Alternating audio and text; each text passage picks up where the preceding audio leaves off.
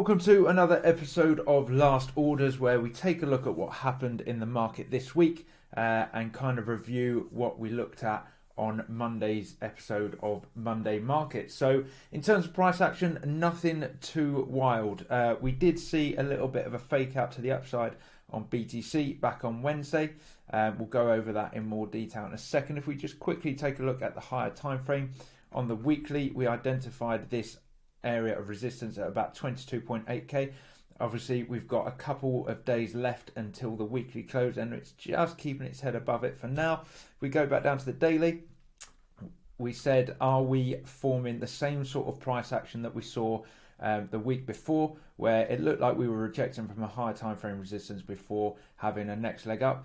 The price action looks very, very similar, especially when you break it down to this 4-hour time frame. So we've been looking at this all week in the Learning Crypto Premium, and it's basically a tale of two 4-hour ranges. So you can see the 4-hour range we were in the week before, so between the 14th and the 20th of Jan. You could see clear 4-hour range, fake outs of a break of either side before finally breaking out and having that next leg up. You can see we had plenty of wicks either side, but once we got that confirmed 4-hour close, that's when the range was broken and we had that big leg up to where we are now. And we are now in an identical 4-hour range.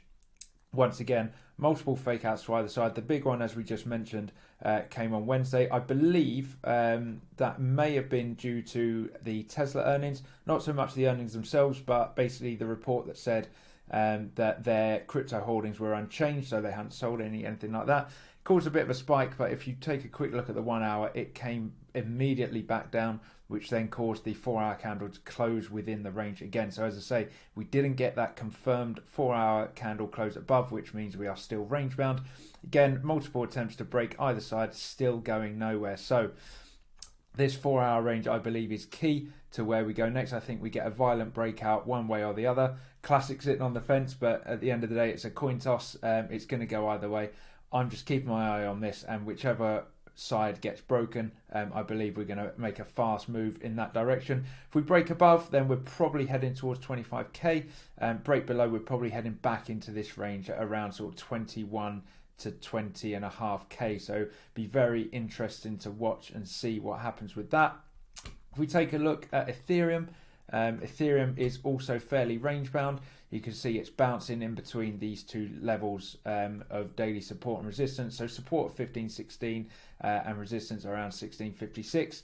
As you can see, just bouncing around this level 1656. Really solid level of resistance. As you can see, it's been the swing high for a 4th time now. So yeah, be interesting to see if this level of support breaks at 1516. Could easily see a fast move back down to 1335, and again that could line up with a BTC break of this 4-hour range down into the 21s and 20.5Ks, as we just mentioned. As we also mentioned on Monday, the VIX is yet to make a big move off the lows, so I'd be wary of that. It's still yet to make its move and potentially bring prices lower. The S&P looking to break out of this weekly bearish trend line. As you can see, we've only got one more day left on the VIX. Obviously, the weekly candle closes today on a Friday, so it'd be interesting to see. Even if we do break it though, there is this swing high on the weekly from December that's clear resistance, and also the last time we attempted to break out this weekly bearish trend line, we only made it up to this 4175 weekly level of this swing high in September. So we could see a little bit of a rally, but I wouldn't say that that is the indication that because we break this swing, this bearish trend line, we're then going to go up to all-time highs, bull market on kind of thing. In my opinion, when you break a trend line, you're probably just going to go up and test the next resistance. So whether that is this level just here where we're already at, about 40.75ish, or whether we go all the way up to 4175, we'll just have to wait and see. And then in terms of other things, so alts to watch that we went over on Monday. If we take a look at GLMR, which is the only one that really hit the area we were talking about, I said on Monday Markets episode that if you've got GLMR, a good place to take profit would be at this weekly range high around 50 cents. As you can see, we've gone right to the top of it and had a little rejection. It looked a lot worse the other day. We had a big pullback. What was that, on Tuesday?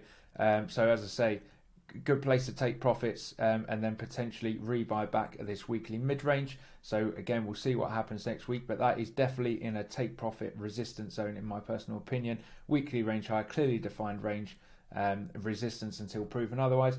In terms of NEAR and BNB, they've not quite made it to the areas that I was talking about. So NEAR, we were all the way up here, I believe.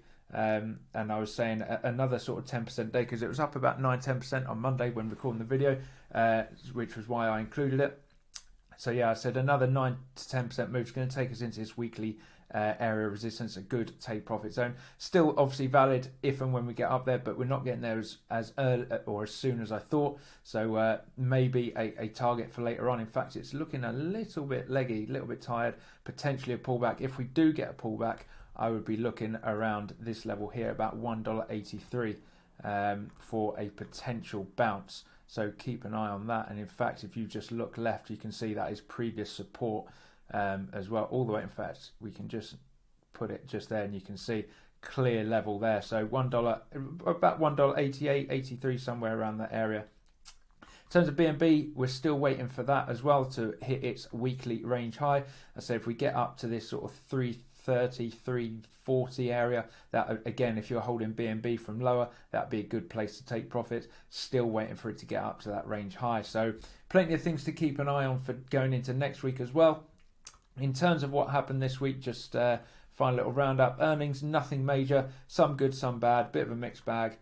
So nothing that really affected the market. And as I say, my eyes are keenly fixed on this 4-hour range on BTC. I think this dictates which way the market's going to go. Either a final leg up to 25k, or we get that retracement that I believe everyone is sort of waiting and hoping for, unless of course you loaded up big time back down in the sort of 16s and 15s. But every rally needs a retrace, in my opinion. If we come down, make a good solid higher low on the higher time frames, then the bottom could be. But that being said, it doesn't necessarily mean that we won't trade back into the teens again.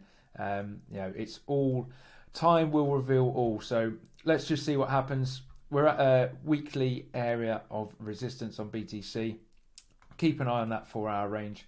And we'll see what happens. So that's it for this week. Enjoy your weekend. Don't stay too glued to the charts. Hopefully we get a nice sideways weekend, and then all the action kicks off on Monday. Let's not forget also, we'll go into a bit more detail on Monday markets, but we've got the FOMC next week as well. So could be a pretty big week. So enjoy your weekend, rest up, and get ready for some potential fireworks next week. So as I say, enjoy your weekend, guys, and we'll catch you on Monday morning.